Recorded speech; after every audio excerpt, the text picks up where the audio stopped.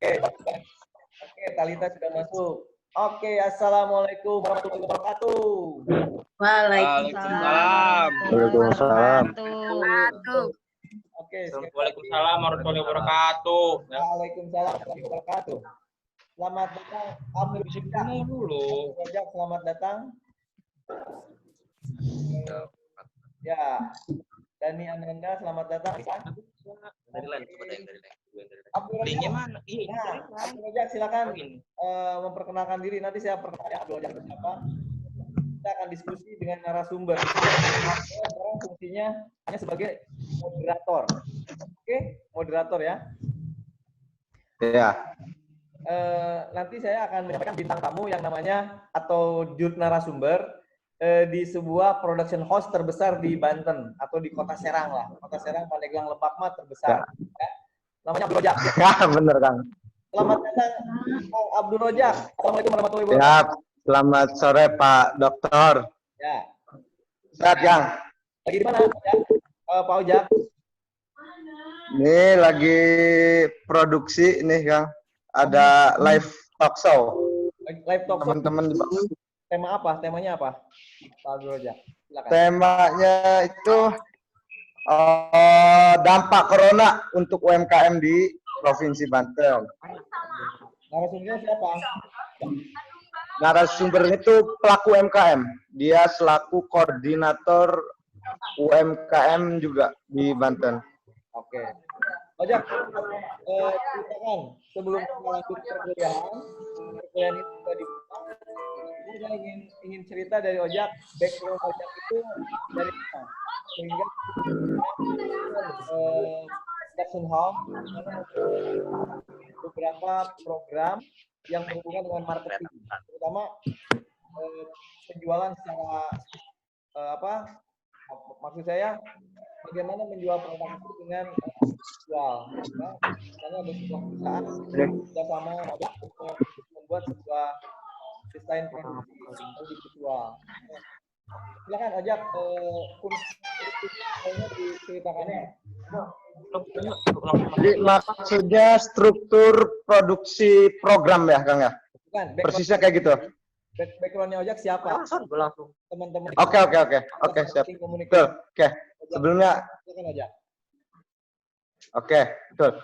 Perkenalkan dulu. Nama saya Abdul Rojak. Saya selaku kreatif director di production house yaitu Sultan Film. Nah, beberapa teman-teman Untirta juga visit, sering gabung ke sini, workshop dan melakukan beberapa praktek broadcasting. Dan saya sering ketemu gitu. Ini semester berapa sih, Kang? Semester 6. Oh iya, semester 6. Mungkin kalau semester 6 belum ketemu saya ya, Kang ya. Karena kemarin semester 1 dan 2 itu SKS-nya di sini, Kang. Ya, perkuliahannya. Jadi mata kuliahnya itu praktikum di Sultan Film, Kang. Oke. Nah, saya di Sultan Film ini selain kreatif director, biasanya saya juga menjadi pembuat konten provider di TV-TV nasional dan TV-TV lokal gitu. Dan itu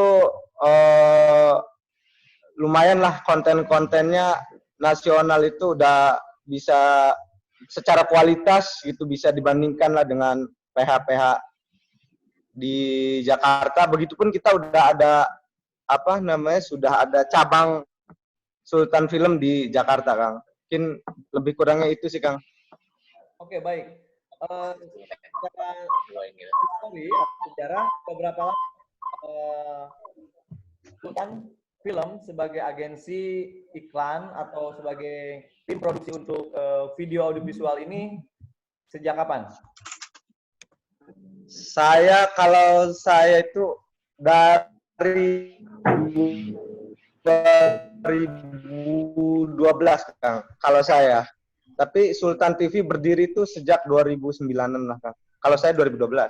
Baik. Mulai bergabung dari biasalah awal-awal saya sebagai kameramen dulu. Dari kameramen saya merangkap belajar jadi editor. Dari editor saya editor motion grafis, animasi, sampai sekarang jadi creative director di sini, Kang. Gitu. Oke, Ojak, yang ingin saya tanyakan begini.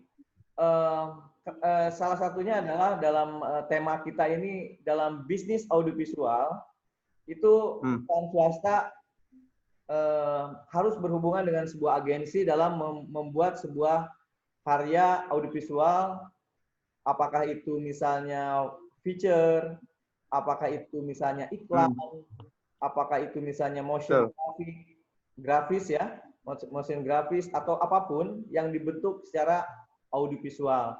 Nah, Sultan Film di sini salah satunya adalah bergerak di bidang itu.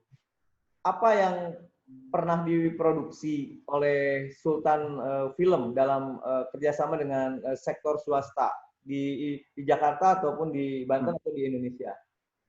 Ojak. Oke. Jadi Sultan Film selain memproduksi sebuah video atau film, Sultan TV juga telah bekerja sama dengan beberapa TV swasta. Sultan TV, Sultan Film menyediakan konten nanti akan disalurkan. Beberapa yang sudah dibuat seperti Public Service Announcement atau PSA, TVC atau TV komersil, dan beberapa talk show yang menghadirkan beberapa narasumber. Nah, itu agensinya itu dari Sultan Film dan kita distribusikan ke TV swasta dan TV nasional, Kang. Jadi lebih spesifik adalah TV komersil, terus ya public service announcement, konten-konten feature, dan talk show itu, Kang. Gitu. Oke. Nah, apa sih produk yang pernah dibuat yang istilahnya nominalnya secara profesional itu besar? Di produk apa? Silakan. Bulan Januari kemarin sih, Kang, saya pernah garap TVC Jarum, Kang. Jarum ya? 2020 awal tahun kemarin. Itu Jarum Super atau apa produknya? Jarum, Kang. Ya, berikut itu kan CSR-nya Jarum. Ada beberapa produk kan, Kang. Jarum Super. Mungkin ya, pokoknya saya produk Jarum, Kang.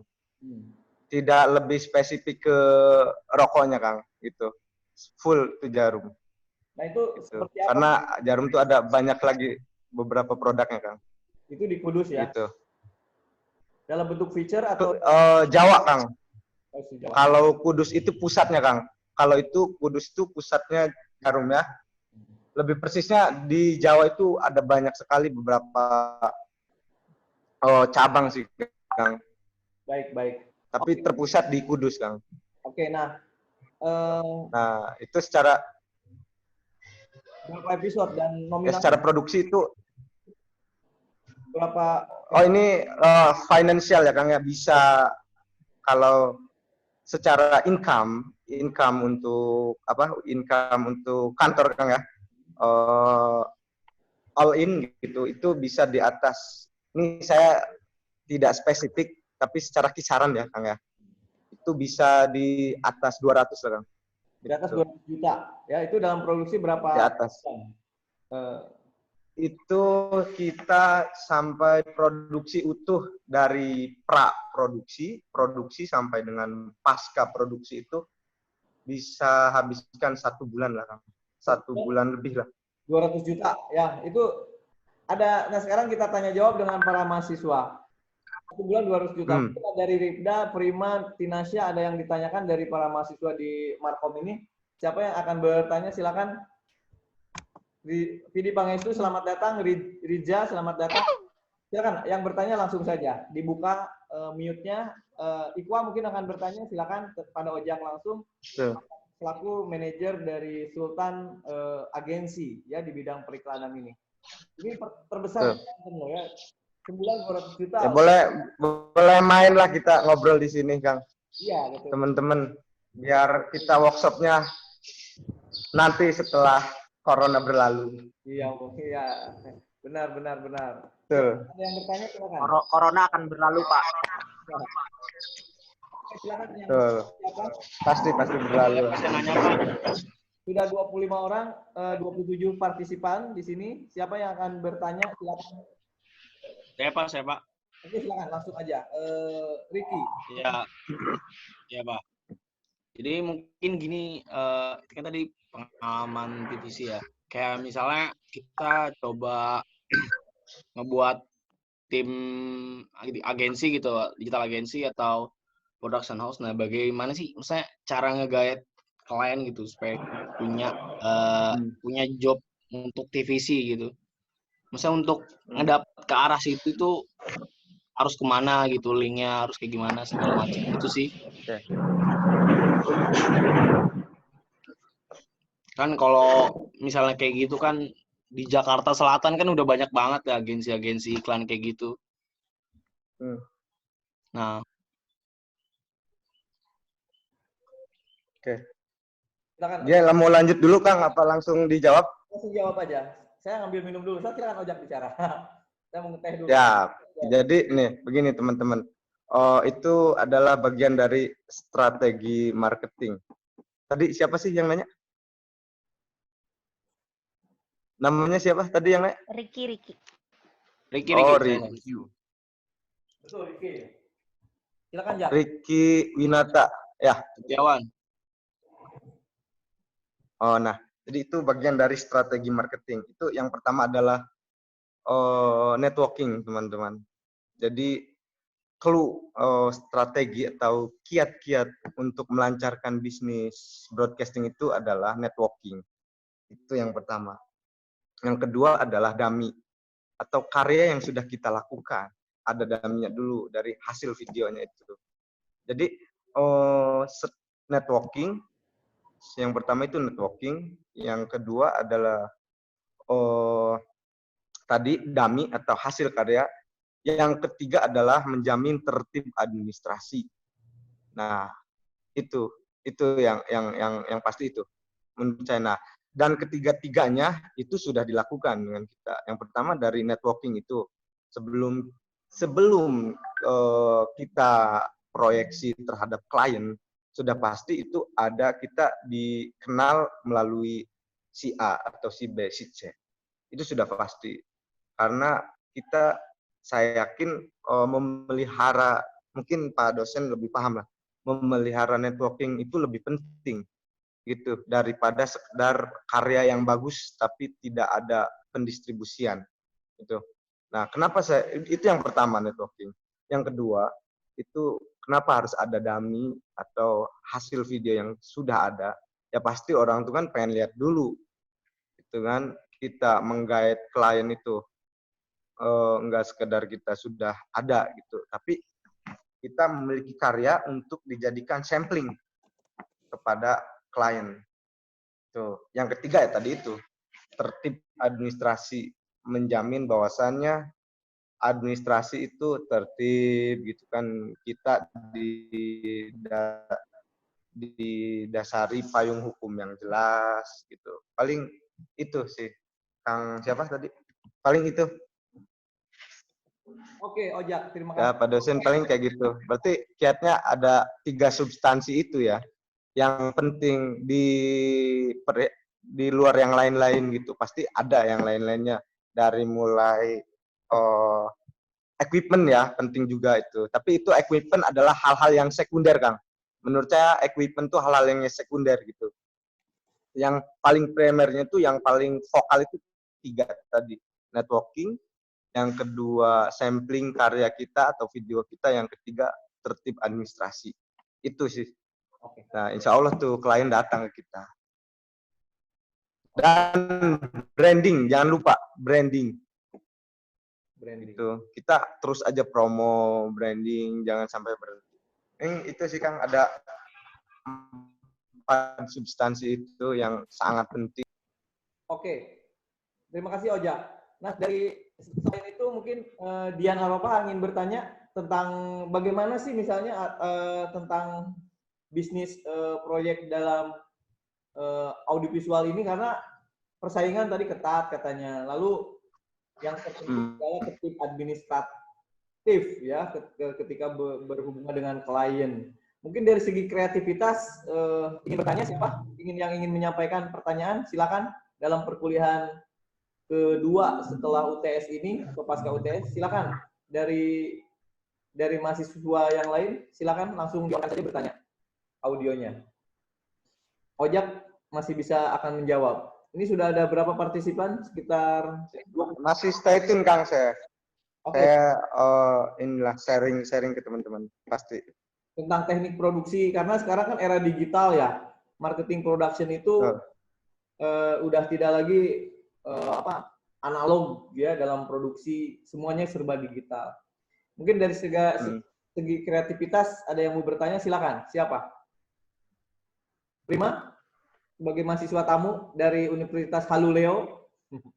Ini bukan dari Untirta nih, Prima Permata itu. Dari Haluleo, Kendari ya. Ikut kuliah di Untirta. Prima Permata apa kabar? Baik, Pak, baik.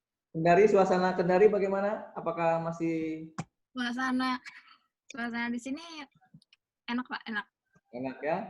Ada pantai. Cerah. Ada pantai. Oke, salam buat teman-teman di Kendari ya. Oke. Silakan. Sasilia ingin bertanya? Ada Ojak atau Talita atau Cipta atau Isa? Siapa yang ingin bertanya pada Ojak tentang kreatif? Nah, ini kita lagi berhubungan audiovisual itu dengan teknologi, misalnya penggabungan antara kita foto dengan video ya, atau secara misalnya motion picture dan sebagainya. Oke, siapa yang ingin bertanya pada narasumber kita ini manajer kreatif di Sultan Film? Yusuf Afif, silakan. Yusuf Afif. Boleh, Pak. Silakan bertanya. Yusuf Afif. Iya, langsung aja. Manggilnya Bang Rozak ya? Ya, Bang. Ya, boleh.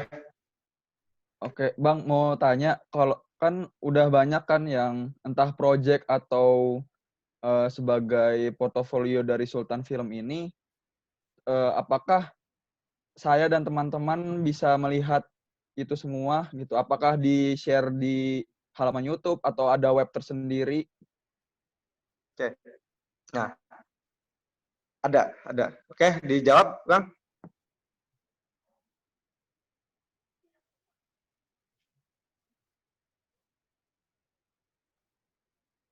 Ya. Oh. Jadi gini, teman-teman.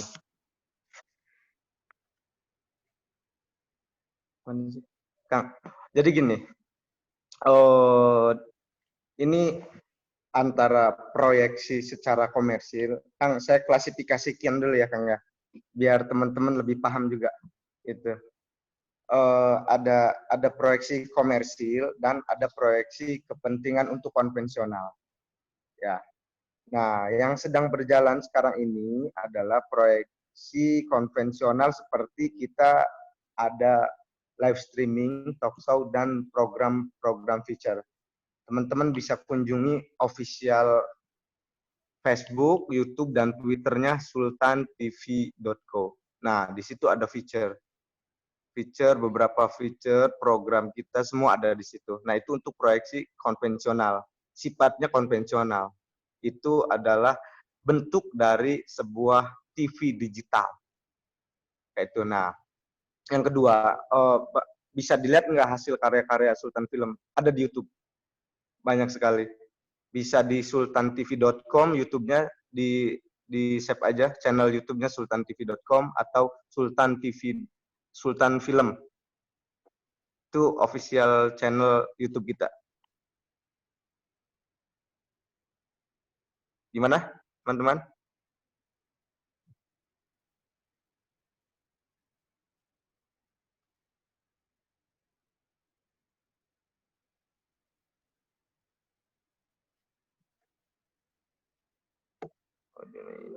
Mohon maaf, Bang, yang ini. Ya. Yang ini benar dengan logo dan Apa sih? Nah, betul. Nah, itu yang saya omongin konvensional. Dan sekarang pun masih ada yang live, Om Yusuf. Oh. Itu. Oh iya, ada. Corona. Lagi live kan? Iya, UMKM tetap bergerak. Nah, itu bentuk konvensionalnya. Ada proyeksi untuk tadi itu production house-nya itu berbeda. Itu proyeksi untuk financial itu secara komersil gitu. Karena tadi Pak dosen lebih spesifik secara strategi marketing, ya saya ngomongin yang komersilnya gitu. Itu Oke. itu Pak dosen. Terima kasih, Bang Rojak. Terima kasih ya, atas jawabannya. Sekarang Ricky Winata akan menyampaikan pertanyaan. Silakan Ricky untuk bertanya. Ricky sudah on. Silakan Ricky. Assalamualaikum. Assalamualaikum. Waalaikumsalam. Salam.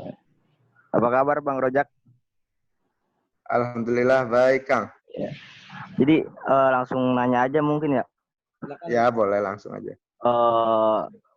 Ini sih seperti apa branding yang dilakukan oleh Sultan TV ataupun Film TV untuk menggait pelanggan gitu. Udah gitu aja sih.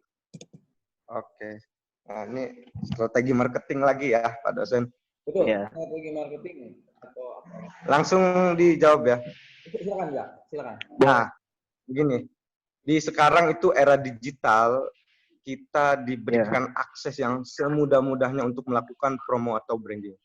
Nah, di Sultan Film ada beberapa strategi, diantaranya kita menggunakan platform Facebook, Twitter, YouTube, dan Instagram.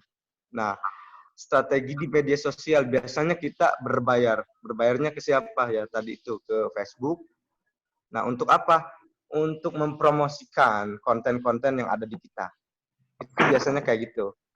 Kita promo terus dan itu promonya berbayar ke kalau Facebook, YouTube gitu. Dan itu harapannya adalah bisa view ya, bisa dilihat banyak orang dan bisa mendistribusikan konten-konten gitu ke teman-teman yang melihat media sosial.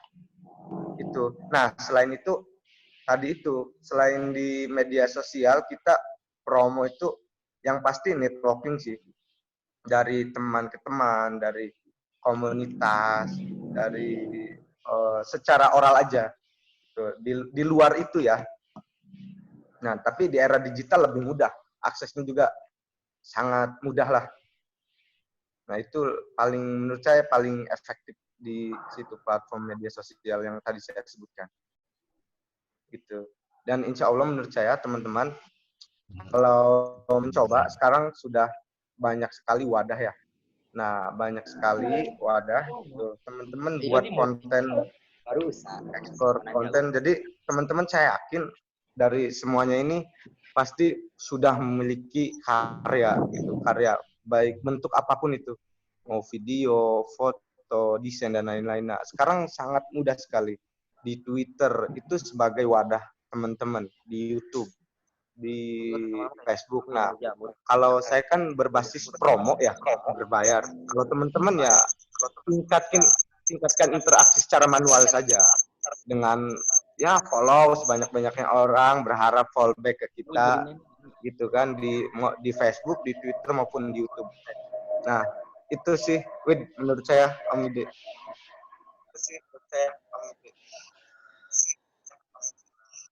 Gitu Kang, lebih kurangnya kayak gitu. Kalau strategi promo yang dilakukan.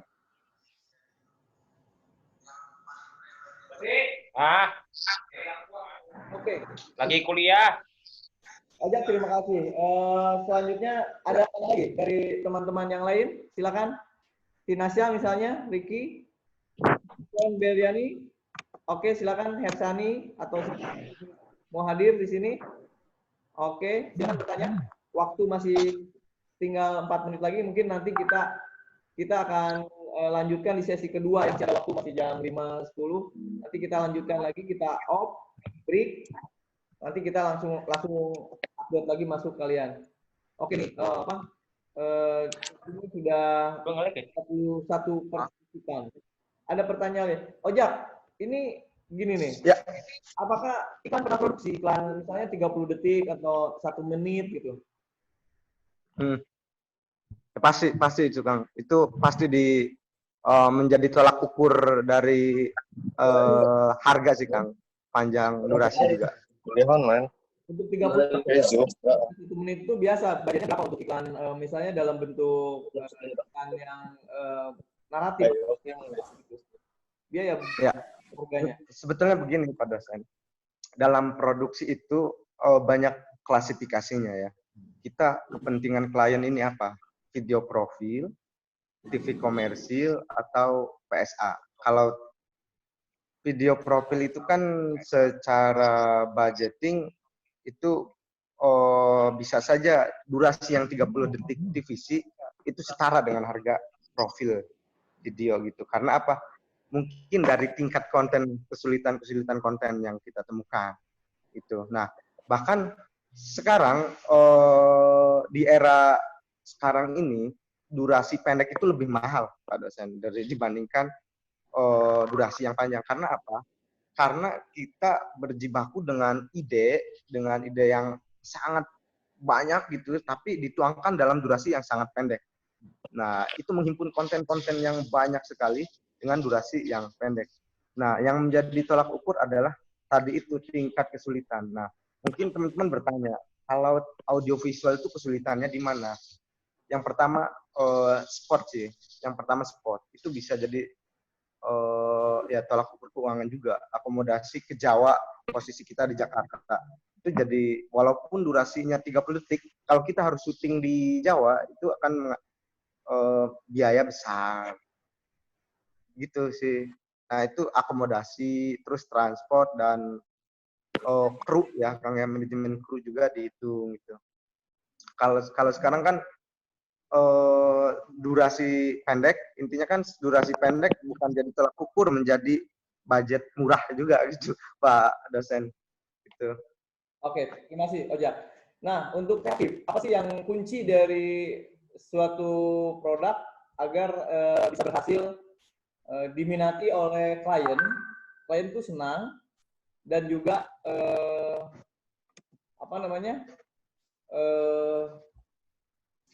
dan diterima oleh publik. Mungkin itu. Mungkin ada waktu 1 menit. Oke. Ini yang kunci yang pertama sih konsistensi sih.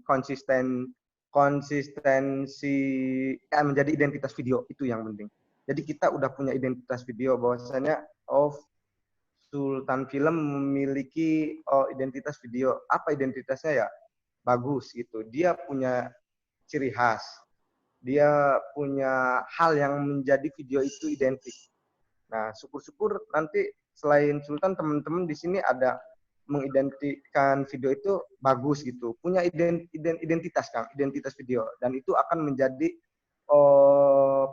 pusat perhatian klien, pusat perhatian banyak orang. Itu apa yang menjadi daya jual itu di situ tuh. Menurut saya identitas video, Bang. Harus punya video itu harus punya identitas, entah dari template-nya, Kang. Entah dari motion-nya, atau dari angle videonya, bisa jadi angle kamera. Harus ada identitas video, sehingga menjadi daya tarik orang-orang gitu. Sehingga mereka